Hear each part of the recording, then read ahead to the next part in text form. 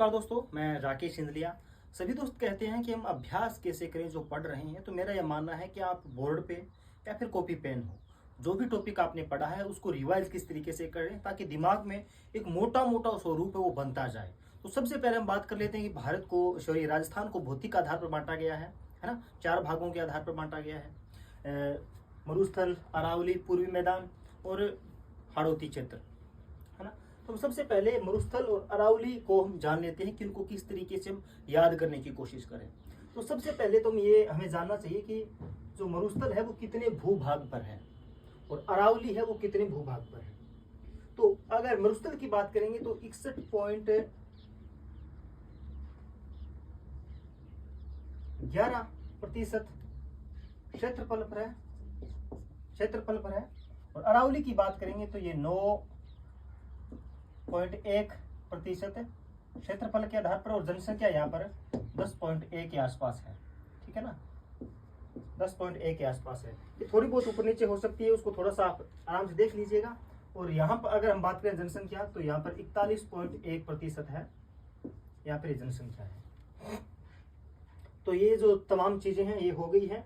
अब हम सबसे पहले एक महत्वपूर्ण चीज है जो आपको मैं बता रहा हूँ, अक्षांश के आधार पर आपको पता होना चाहिए कि अरावली और मरुस्थल है वो किस तरीके से अक्षांश और देशांतरीय आधार पर बांटा गया है। और हम मरुस्थल की बात करेंगे तो ये 25 डिग्री उत्तरी अक्षांश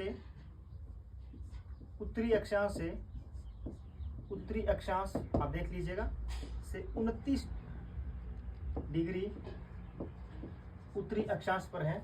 और अरावली की अगर हम बात करेंगे तो ये हो जाएगा 23 डिग्री 48 से ये हो जाएगा 29 डिग्री तक हो जाएगा ये। तो ये है उत्तरी अक्षांश। और ये क्योंकि अरावली है वो इस तरीके से है आड़ी, तो इसमें अक्षांश आएगा, देशांतर नहीं आएगा, इसमें देशांतर भी आएगा। तो ये जो देशांतर है ये थोड़ा सा आपको जानने की जरूरी है कि देशांतर 69 डिग्री 30, तो ये तो हमें पता है क्योंकि यहाँ से शुरू होता है राजस्थान, है ना, पश्चिम से आगे कहाँ तक आएगा तो आगे आएगा 70 डिग्री 45, ये पूर्वी देशांतर। ये चीजें होगी, मोटी मोटी चीजें इनकी हो गई हैं।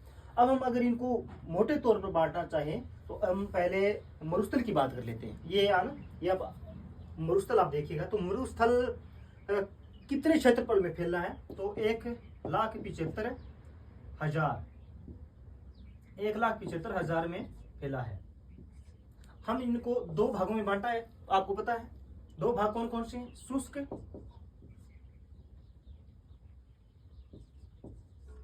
और अर्धशुष्क।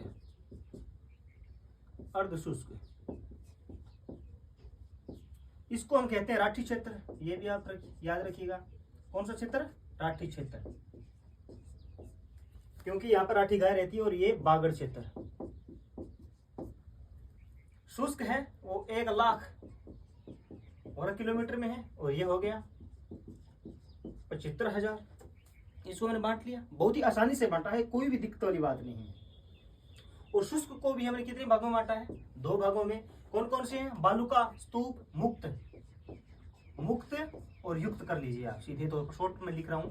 मुक्त तो है कम और युक्त है वो 58.5% और मुक्त है 41.5%।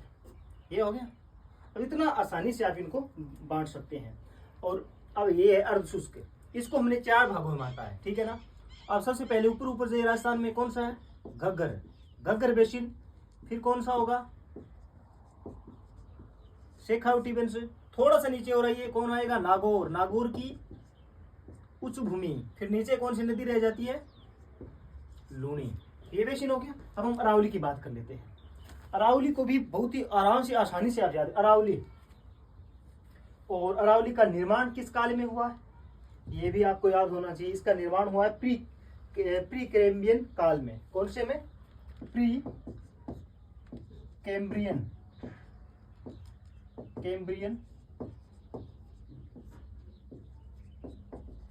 काल में इसका निर्माण हुआ है। अब अरावली की आराम से आप ये चीजें देखिए कि इसकी औसत ऊंचाई कौन सी है। सॉरी, अरावली कितने भूभाग में फैला है, कौन मतलब इसका कितना क्षेत्रफल है। तो 692 तो है भारत में, और 550 है राजस्थान में, और 80% इसकी जो हिस्सा है वो भारत में है। और अरावली की हम औसत ऊंचाई की बात करते हैं तो औसत ऊंचाई है 700 मीटर। इसको हमने 3 भागों में बांटा है, उत्तरी, मध्यम। उत्तरी अरावली की ऊंचाई है वो 400 मीटर है, ऐसे याद कीजिएगा। इसकी ऊंची चोटी कौन सी है? रघुनाथ। रघुनाथ वो कितनी है? 1055। मध्यम अरावली इसकी 700 मीटर ऊंचाई है, और इसकी जो चोटी है वो टोडगढ़, लगोरम जी, मोरम जी आपको याद होगा। इसकी जो 934 मीटर है, कहीं पर 33 दे रखा है, कहीं पर 34 दे रखा है। और दक्षिणी अरावली की हम बात कर लेते हैं। दक्षिणी अरावली इसकी चोटियां सबसे ऊंची आपको याद रखना है, और औसत ऊंचाई इसकी 1000 मीटर। 1000 मीटर आपको याद रखना है, और सबसे ऊंची चोटी गुरु शिखर है। पर तो ये भी होना चाहिए कि गुरु शिखर किसके अंदर, इसको हमने 2 भागों में बांटा है। कौन से हैं? एक तो आबू खंड, एक तो आबू, और दूसरा है मेवाड़। इसके पास ही है ना मेवाड़, ये आपको याद, उदयपुर मेवाड़। तो आबू में आ जाती है गुरु शिखर, गुरु शिखर। ये 1722 है, और अगर जो इसके ऊपर एक मंदिर बना हुआ है उसकी अगर ऊंचाई ले तो 727 भी हो जाता है कहीं से है। और जो मेवाड़ है उसकी कौन सी है? उदयपुर की है, जरगा। जरगा की कितनी है? 1431। इस तरीके से आपको ये चीजें बांटते हुए चलना है, धीरे धीरे धीरे धीरे। आपके दिमाग में क्या होगा कि हर चीजें फील्ड होती जाएगी, और जो भी चीज ऐड करेंगे ना धीरे धीरे, तो आपको ऐसा लगेगा कि सारा का सारा विस्तार आपके दिमाग में आ रहा है। तो आपको ये कैसा लगा हमारा तरीका? अच्छा लगा हो तो लाइक कीजिएगा,